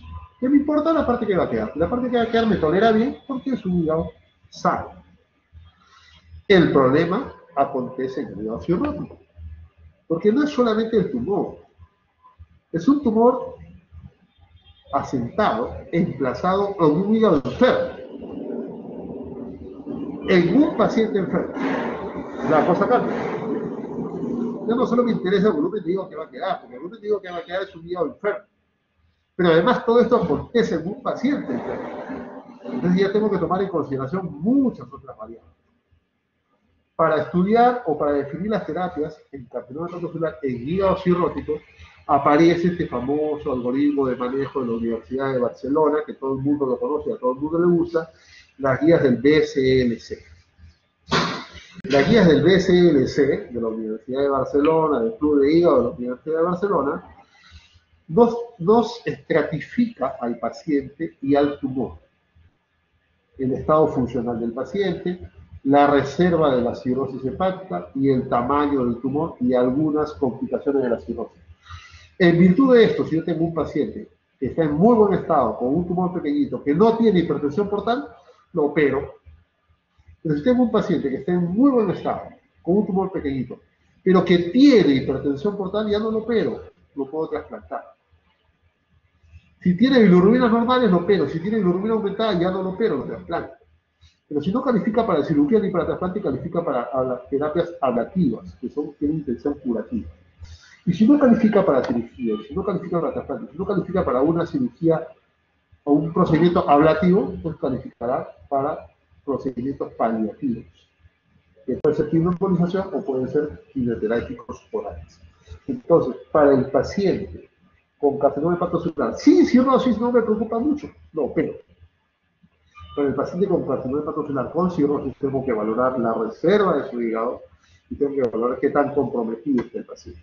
La cosa se hace más compleja, el algoritmo de manejo se hace básicamente según este esquema del DSLC o el Club de Hígado de la Universidad de Barcelona. ¿Okay? Y es esto, importa mucho el tamaño. El tamaño pasa a ser relevante. Cuanto más grande el tumor, a diferencia del hígado no cirrótico, más grande el tumor lo saco sin mayor preocupación. En un hígado cirrótico, cuanto más grande el tumor, el pronóstico cambia. Entonces, el pronóstico y la decisión de terapia debe depender de dónde está localizado el tumor, del tamaño del tumor, del número de tumores, de la reserva funcional hepática, de la presencia de hipertensión portal, del estado funcional del paciente y sus comorbilidades. Muchísimos más factores que tenemos que estudiar. ¿Okay? Entonces, el factor significativo más importante es que acontece este tumor en un hígado cirrótico. ¿Sí? Y el hígado cirrótico, ¿sí?, es un problema. ¿Por qué? Porque yo puedo operar el tumor, pero el hígado que se va a quedar es un hígado cirrótico. Y ese hígado cirrótico o se puede descompensar tras la cirugía o puede aparecer un nuevo tumor en ese hígado cirrótico. Entonces, la cirrosis realmente complica el manejo. Los resultados quirúrgicos ya no son tan buenos. Vean ustedes los resultados de sobrevida a 5 años con resección quirúrgica: 36%, 60%, 40%, 35%. Sobrevida libre de enfermedad: 50%, 40%, 23%, 44%. Entonces, cuando operamos a este tipo de pacientes en hígados cirróticos, los resultados ya no son tan buenos. Y como no son tan buenos, aparece una alternativa que es el trasplante hepático. Para ciertos tipos de tumores aparece el trasplante hepático. Pero el trasplante hepático ha demostrado ser muy útil para tumores muy pequeños, los llamados criterios de Milán o criterios de Mazzafaro, que fueron anunciados en el año 1996. ¿Y quiénes se benefician de un trasplante? Aquellos que tienen tumores únicos, no mayores de 5 centímetros, o aquellos que tienen tumores múltiples, pero ninguno mayor de 3 centímetros. Hasta tres tumores y ninguno de ellos mayor de 3 centímetros. Son los llamados criterios de Milán. Un tumor único, menor de 5 centímetros, o puedo tener tumores múltiples que no sean más de 3 tumores y todos ellos menores de 3 centímetros. En estos casos, es mucho mejor el trasplante que la cirugía. Pero ¿qué pasa? Me va muy bien cuando opero un tumor único hasta 5 centímetros o a tumores ninguno de ellos mayores de 3 centímetros. Pero son muy poquitos pacientes los que se van a beneficiar con esto. ¿Cuánto? Un 25% de todos los pacientes. Yo quiero operar un poquito más, tumores un poquito más grandes. O ya no 3 tumores, sino tal vez 4. Entonces, cuando ampliamos los criterios, ya no hasta 5 centímetros, sino hasta 6.5 centímetros, que es un criterio de San Francisco, o nos queremos ir un poquito más allá, hasta 7 centímetros, ya no hasta 5, ya no hasta 6.5, sino hasta 7, y no 3 tumores, sino hasta 7 tumores, ¿sí?, o hasta 6 tumores. Cuando ampliamos los criterios, la sobrevida va disminuyendo. Y cuanto más queremos ampliar, cuanto más lejos queremos ir, pagamos un precio alto. Es que la sobrevida va disminuyendo, aún con trasplante. Por ahora, por ende, la mayoría de centros trasplantan dentro de los criterios de Milán, que son muy pocos pacientes, y aquellos que están queriendo ampliar sus criterios, lo hacen con mucho cuidado, porque la sobrevida puede ir disminuyendo y esto es un precio muy alto. A esto se le llama la teoría del metro piquet. Cuanto más lejos quieras ir, ampliando los criterios para incluir más pacientes, más caro será el precio que tienes que pagar, traducido en menor sobrevida de los pacientes. Entonces, el trasplante para tratamiento celular es una muy buena alternativa, pero lamentablemente, para buscar buenos resultados, todavía hay mucha limitación en tamaño y el número de tumores. La otra limitante del trasplante es que el trasplante depende de donantes. Y si tengo muchos pacientes esperando un trasplante, la lista de espera están saturadas. Entonces, si yo tengo un paciente con cirrosis que se va a trasplantar y que va a vivir, tiene una expectativa de vida del 85% a 5 años, y yo quiero poner pacientes en la lista de espera con tumores de hígado que tienen una expectativa de vida de 50% a 5 años, ¿a quién preferimos trasplantar? ¿Al que tiene mejor sobrevida o al que tiene peor sobrevida? Entonces, no podemos cargar la lista que ya está saturada con tumores cada vez más grandes, con menos sobrevida, con menos posibilidades de sobrevivir. Entonces, el trasplante hepático, si bien es cierto, es una buena alternativa, tiene una gran limitante porque no hay órganos para todos. En consecuencia, si queremos comparar, esto es una lámina antigua, por cierto, si queremos comparar qué es mejor, la resección versus el trasplante, diremos, la sobrevida de una resección quirúrgica de un hepatocelular es del 67%. Con trasplante puede llegar al 75%. La recurrencia tras la cirugía del 63% a 5 años. Con el trasplante apenas del 15%. ¿Puede haber recurrencia? Sí, puede haber recurrencia, pero menos del 15%. Para operar necesito una función hepática óptima. Para trasplantar, la resección puede ser buena o mala, igual que el trasplante. Para operar, debo tener presión portal normal y bilirrubinas normales. Para trasplantar no necesito esos valores. Puedo trasplantar con valores alterados. Para operar, necesito tumores únicos. Para trasplantar puedo tener tumores únicos o múltiples. Según esto, ¿sí? Inclusive la enfermedad de fondo, la cirrosis, en cirugía, la cirrosis permanece porque solo saco el tumor, el hígado queda cirrótico. Con el trasplante, curo el tumor y curo la cirrosis. Según esto, sería mejor trasplantar que operar. Sin embargo, no todo lo que brilla es oro en un campeón, porque hay escasez de órganos, porque los criterios son muy restrictivos, porque el trasplante es muy costoso, porque hay que darle inmunosupresión a un trasplantado y porque se hacen muy pocos centros especializados. Entonces, no se trata de que una sea mejor que la otra necesariamente, ¿no? No es una competencia entre el trasplante y la cirugía, sino que deberían ser estrategias secuenciales. Opero a un paciente, si reaparece, lo trasplanta. Una no excluye a la otra. Y vean ustedes la sobrevida del trasplante de rescate. Opero a un paciente, no le fue bien, lo trasplanta, le va mejor. ¿Okay?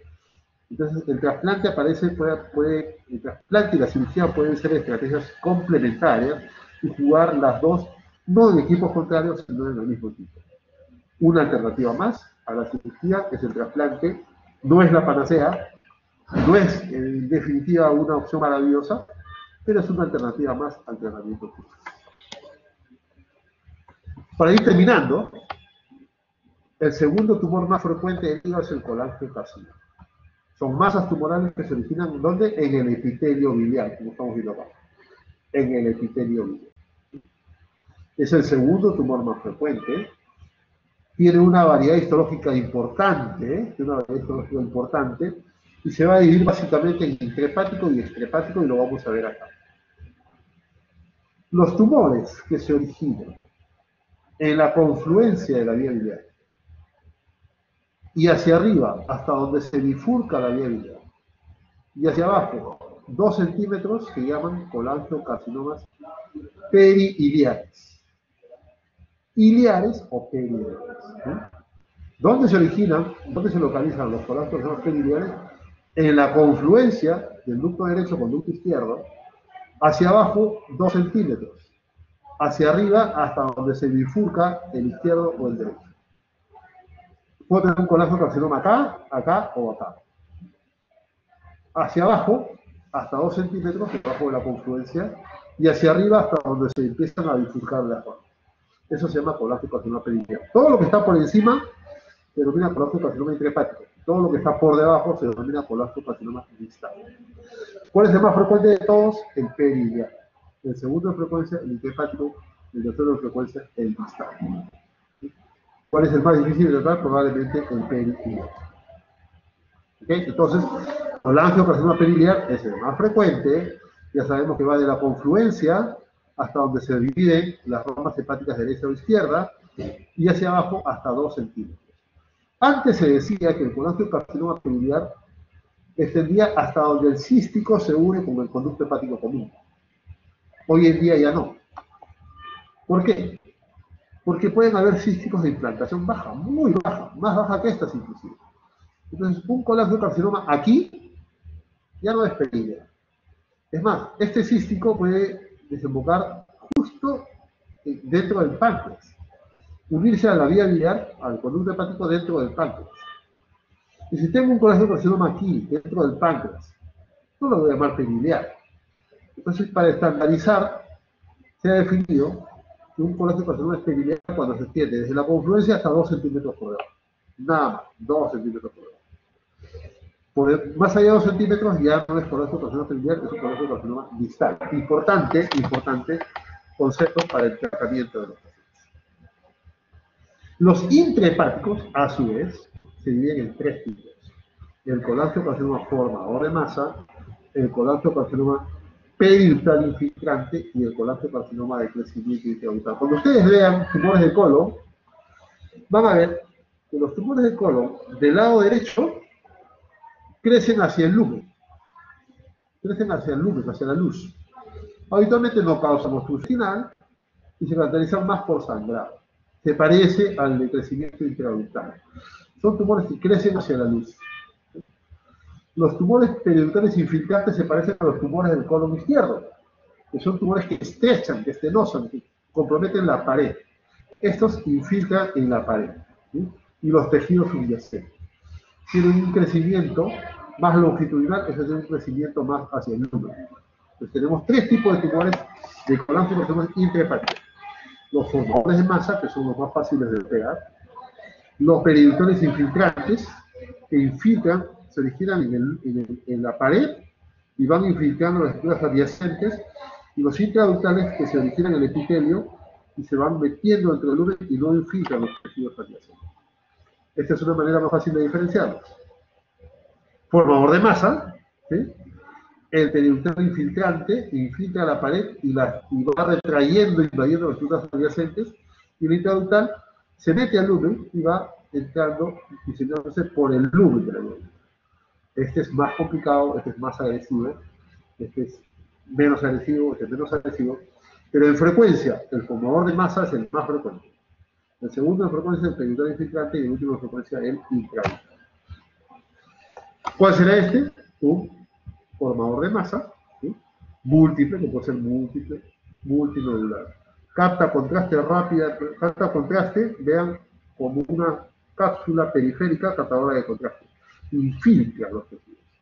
El colangiocarcinoma, a diferencia del hepatocarcinoma, es un tumor muy agresivo, muy infiltrante, de bastante mal pronóstico.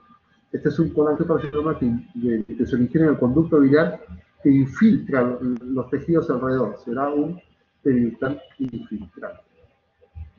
Aquí hay otro. Este es un periliar. En la zona iliar de la confluencia del hepático izquierdo, hepático derecho. Aquí en la confluencia hay una masa. Esta masa es una masa infiltrante, es un colangiocarcinoma periliar, un tipo infiltrante. La única opción de curación es el tratamiento químico, ¿sí? Y uno tiene que sacar el tumor completamente. Si es un formador de masa, saco esta región completamente, ¿sí? Saco la masa con el hígado adyacente, ¿no? Buscando una resección R0, preservando el flujo de salida, el flujo de entrada y el remanente hepático, ¿sí?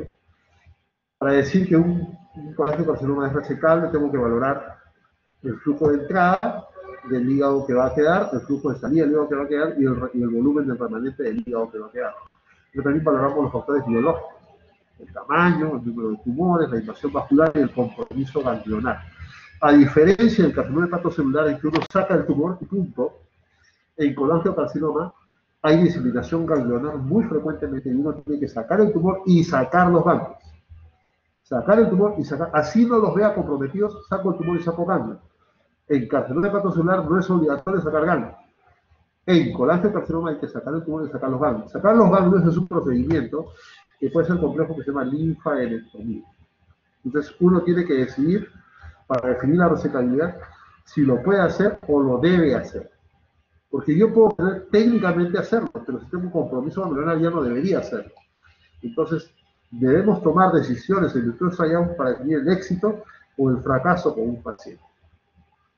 Igual, si la masa hepática remanente va a ser muy pequeña, haré estrategias quirúrgicas para que crezca el remanente hepático. Como decía, a diferencia del carcinoma hepatocelular, si tengo un tumor, tengo que resecar los ganglios. Si el tumor está al lado derecho, reseco obligatoriamente ciertos ganglios. Si el tumor está al lado izquierdo, reseco obligatoriamente ciertos ganglios. Obligatoriamente, eso se llama linfadenectomía. El tratamiento quirúrgico del colangiocarcinoma es la resección hepática más la linfadenectomía. El tratamiento quirúrgico del carcinoma hepatocelular es solo la resección hepática. En colangiocarcinoma, resección hepática más linfadenectomía. ¿Por qué linfadenectomía? Porque es un tumor más agresivo, porque es un tumor que se disemina rápidamente a los ganglios, y si quiero yo curarlo o quiero ver correctamente la estrategia, tengo que sacar el tumor más los ganglios aledaños. Bien, ese es el concepto de colangiocarcinoma, un tumor más agresivo, por ser más agresivo, de peor pronóstico, y la cirugía también tiene que ser más agresiva. Terminamos con esto. Las metástasis hepáticas. Las metástasis al hígado pueden venir de diversos órganos. Lo más frecuente es colon, ¿sí? Mamas, pulmón, páncreas. También puede haber estómago y tumores endocrinos. Las metástasis habitualmente son indicadores de una enfermedad muy avanzada, que puede dar mal pronóstico, seguro. Y hoy en día se ha visto que hay metástasis que son más agresivas y hay algunas que son menos agresivas. El 50% de todas las metástasis son por cáncer colorectal. Afortunadamente, el cáncer colorectal hoy en día se comporta como un tumor quimiosensible que responde bien a quimioterapia y el pronóstico del paciente, a pesar de tener metástasis hepática, no es tan mal. El paciente puede sobrevivir a largo plazo tras unos esquemas de tratamiento con quimioterapia o cirugía. La metástasis colorectal al hígado, siendo un estadio clínico 4, no dan un mal pronóstico para el paciente y el paciente se puede operar y tener muy buena expectativa de eso. Nos ayuda muchísimo, además de las imágenes que hemos mencionado en los estudios previos, tomografía y resonancia, aquí sí nos ayuda muchísimo la tomografía con medición de posicionales del PET. El PET es absolutamente fundamental cuando uno estudia metástasis. No tanto en carcinoma hepatocelular, no tanto en colangiocarcinoma, sí en el estudio de la metástasis. Importantísimo el PET. Hay lesiones pequeñas que no se ven con tomografía, que no se ven con resonancia y que se ven con el PET. Por eso es absolutamente importante. Al igual que los otros tumores, las metástasis se pueden clasificar en dos tipos: las hipovasculares y las hipervasculares. Hipovasculares e hipervasculares. Vean ustedes, acá, lesiones múltiples que no captan contenido. ¿Ven acá? Múltiples que no captan contenido. Son lesiones hipovasculares. Por acá, más grandes, pero no captan contenido. Hipovasculares. ¿Sí? Y las hipervasculares habitualmente son de tumores más agresivos, tiroides, páncreas, melanomas, sarcomas, habitualmente de tumores más agresivos, las lesiones hipervasculares. Aquí además vean ustedes de la metástasis hay ascites, porque las metástasis de tumores, las metástasis hipervasculares, habitualmente provienen de tumores más agresivos, las metales. Sin embargo, las metástasis de cáncer colorectal o la metástasis de ovario, hoy en día que son quimiosensibles, no representan un mal pronóstico para el paciente. No hay que bajarle el dedo al paciente, no hay que ser pesimista con el paciente, porque pueden ir bien haciendo estas sectomías múltiples. Reseco este tumor, y si acá está saliendo tumor, lo reseco y lo reseco y lo reseco siempre con un borde quirúrgico. ¿Ven cómo nos cuidamos de sacar el tumor y un borde quirúrgico? ¿Sí? Para que no haya recurrencia de la enfermedad. Las metástasis colorectales hoy en día se resecan. Se esperan, así como esto, no haciendo hepatectomía formal, sino sacando el tumor y un borde quirúrgico para cuidar el parénquima. ¿Sí? Se llama cirugía preservadora de parénquima. Y siendo las más frecuentes, su pronóstico no es tan malo, responde bien a quimioterapia, responde bien a cirugía, y uno debe buscar operarlas, así tenga 2, 3, 4, 5 o 7 metástasis, como en este caso. Las metástasis que tienen colorectal deben operarse. Bien, esos son los conceptos que les quería transmitir. El de arriba es mi correo, si tienen alguna duda o algo me quieren escribir. Y el concepto que siempre les pido a los grupos con los cuales converso es que hemos hablado un poquito de trasplante y el trasplante depende de donantes. Y si no hay donantes, no hay trasplante.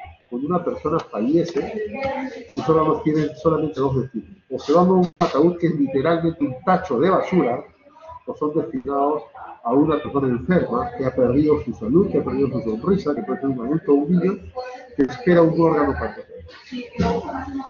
Este es un concepto importantísimo que todos debemos transmitir, que todos debemos llevar. Promover la donación de órganos, porque una persona que fallece se lleva sus órganos al ataúd o un tacho de basura o los dona para salvar vidas. Bien, estos son los conceptos que le quería transmitir sobre masas hepáticas, tumores hepáticos benignos y malignos. Si hay preguntas, bienvenidos.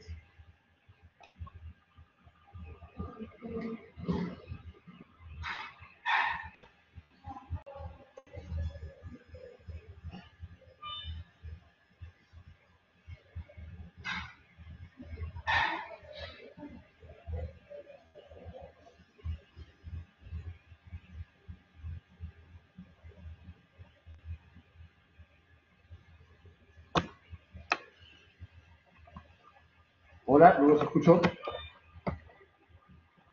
Todo claro, gracias, doctor.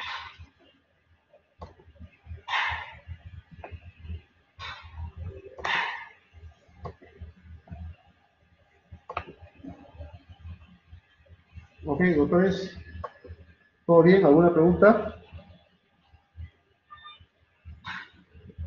Todo claro, doctor. Todo claro, Perfecto. doctor. Ok, enhorabuena, enhorabuena. Entonces, con el grupo de seminario nos vemos en la noche. Genial. Gracias.